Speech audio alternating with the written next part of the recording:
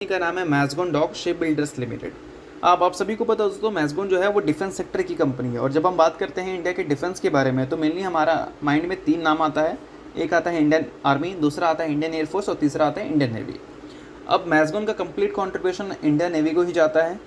और अभी के टाइम पे जो ऑपरेशन सिंदूर हमें देखने को मिला था, उसके बाद इंडिया अपने डिफेंस को स्ट्रॉन्ग करने की कोशिश करेगी और काफ़ी सारे जो डिफेंस इक्विपमेंट्स यूज़ हुए हैं उस वॉर में उसको वापस से बायबैक करने की कोशिश करेगी। बायबैक बोल सकते हैं या फिर बोल सकते हैं आपको वापस से लाती हुई देखने को मिलेगी। ठीक है, तो इसके लिए बड़े बड़े कॉन्ट्रैक्ट्स इशू होते हुए नज़र आ सकते हैं। और फिलहाल एक न्यूज़ तो हमें सुनने को मिल ही रही है। न्यूज़ दोस्तों फिलहाल यहाँ पर ये कि $400 बिलियन के आसपास का फास्ट ट्रैक प्रोक्यूरमेंट अप्रूव हो चुका है गवर्नमेंट की तरफ से। अब देखा जाए $400 बिलियन का मतलब क्या है, 40,000 करोड़। अब ये 40,000 करोड़ का टोटल नंबर जो है वो उसके लिए है जिसको फटाफट लाना है।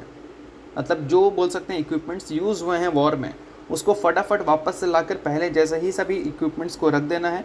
और काफ़ी सारे न्यू एडिशन भी वहाँ पर गवर्नमेंट करती हुई नज़र आएगी।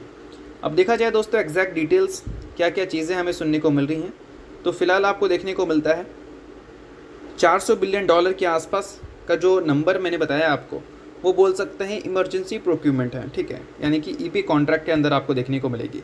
उसके बाद मिनिस्ट्री ऑफ डिफेंस की तरफ से 13 कॉन्ट्रैक्ट अंडर आपको ईपी ही देखने को मिल रही है, जिसका टोटल वर्थ जो है वो 20 बिलियन रुपीज़ के आसपास देखने को मिल रहा है, यानी कि लगभग बोल सकते हैं 2000 करोड़ के आसपास।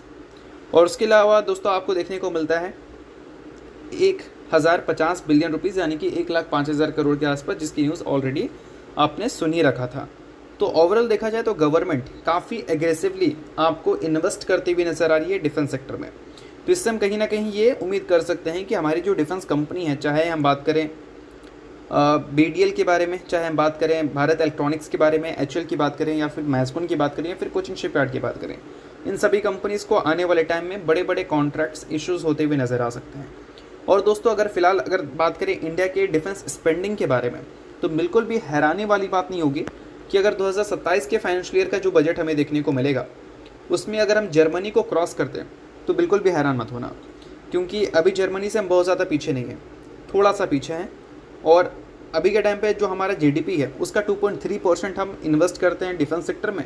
बातें ये चल रही हैं कि 2.5% तक भी ये नंबर जा सकता है और आगे चलकर 4% तक ये नंबर जा सकता है। अगर ऐसा होता है तो नो डाउट जर्मनी को ईजिली हम क्रॉस कर सकते हैं।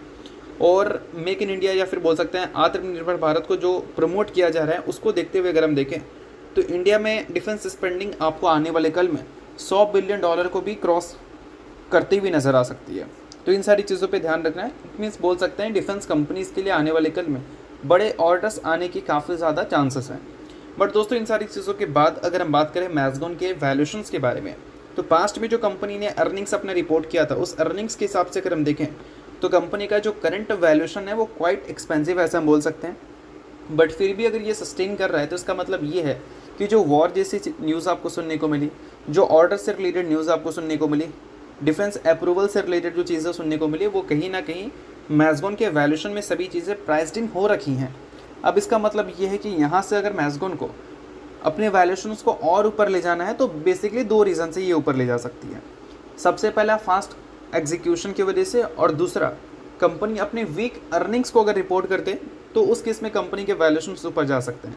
बट वो वैल्यूशन फिर सस्टेन हो पाना थोड़ा मुश्किल होगा। इस वजह से अभी कंपनी के ऑर्डर्स से ज़्यादा अर्निंग्स ज़्यादा मैटर करेंगे, क्योंकि अर्निंग्स अगर कंपनी के वैल्यूशन को जस्टिफाई कर पाएंगे तो फिर ऑर्डर का जो न्यूज़ होगा वो अल्टीमेटली ज़्यादा इंप्रेसिव न्यूज़ माना जाएगा अभी के हिसाब से। अगर हम देखें अभी का जो माहौल है उसके कंपैरिजन में अगर हम देखें तो ठीक है।